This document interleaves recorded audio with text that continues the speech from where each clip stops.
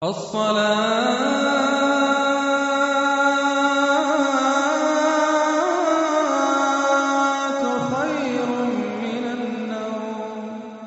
Islamic story channel دیکھنے والے سبھی ناظرین کو دل کے گہرائیوں سے استقبال ہے۔ حضرات ناظرین، آج میں ایک بہت ہی دلچسپ ویڈیو لے کر آپ حضرات کے سامنے پیش خدمت ہوں۔ چنانچہ اس ویڈیو کے اندر سلطنت عثمانیہ کا شیراز کیسے بکھر گیا، اسی سے متعلق یہ ویڈیو ہے۔ آپ ویڈیو کو پورا دیکھیں۔ ویڈیو پسند آنے پر ضرور لائک کریں اور سبسکرائب کریں۔ حضرات ناظرین، 28 رجب 1342 کی وہ رات، وہ شب سیاہ تھی جس کے بعد امت مسلمہ نے کوئی صبح نہ دیکھی۔ واقعہ یوں ہوا کہ مصطفیٰ کمال پاشا نے استنبول کے گورنر کو حکم دیا کہ صبح طلوع ہونے سے پہلے خلیفہ عبد المجید ترکی چھوڑ چکے ہوں۔ اس حکم پر پولیس اور فوج کی مدد سے عمل درآمد کیا گیا اور خلیفہ کو مجبور کر دیا گیا کہ وہ سوئٹزرلینڈ جلاوطن ہو جائے۔ 28 رجب 1342 ہجری مطابق 3 مارچ 1924 کو صبح یہ اعلان کیا گیا کہ عظیم قومی اسمبلی نے خلافت کے خاتمے اور مذہب کے دنیا سے علیحدگی کے قانون کی منظوری دے دی۔ برطانوی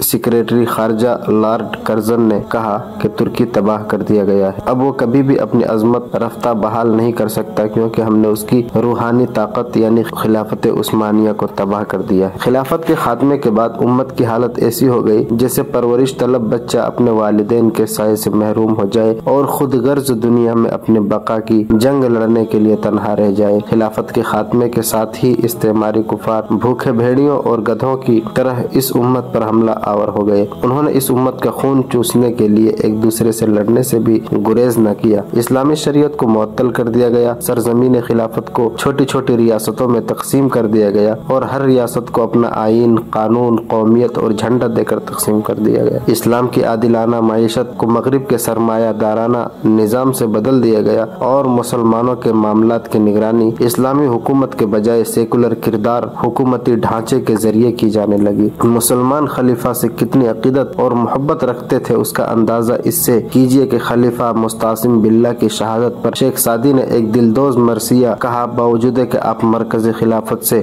بہت دور شیراز میں رہتے تھے۔ اس نوحے کے یہ اشعار بہت مشہور ہے جس کا ترجمہ یہ ہے کہ اگر امیر المؤمنین مستعصم کے زوال پر آسمان سے خون کی بارش ہو تو بجا ہوگا، اے محمد اگر قیامت زمین پر ہونی تھی تو آ کر دیکھیے کہ مخلوق خدا پر قیامت گزر گئی ہے۔ اسلام دشمن طاقتیں خلافت کو منہدم کرنا کیوں ضروری سمجھتی تھی اس کا پتہ ایک واقعے سے چلتا ہے کہ شیخ الاسلام مولانا حسین سید حسین احمد مدنی شیخ الہند مولانا محمود حسن کے ساتھ تحریک آزادی کے سلسلے میں مالٹا جیل میں نظر بند تھے۔ وہاں ایک انگریز افسر تھا جس کا کسی جرم میں کورٹ مارشل ہوا تھا اور وہ بھی وہاں سزا کاٹ رہا تھا۔ حضرت مولانا حسین احمد مدنی نے اس سے پوچھا کہ خلافت عثمانیہ مسلمانوں کی ایک کمزور سی خلافت ہے، کیا وجہ ہے کہ برطانیہ، فرانس اور اٹلی اس کے پیچھے پڑے ہوئے ہیں؟ ہم مسلمان اس نام کے خلافت سے عقیدت رکھتے ہیں لیکن سارا یورپ اس کو ختم کرنے کی کوشش کر رہا ہے، تمہیں خلافت ترکیہ سے کیا خطرہ ہے؟ اس نے کہا، مولانا آپ کا سوال اس قدر سادہ نہیں جس سادگی سے آپ پوچھ رہے ہیں۔ یاد رکھیے خلافت عثمانیہ ایک کمزور سی خلافت ہے مگر قسطنطنیہ میں بیٹھا ہوا ہے۔ خلیفہ آج بھی کسی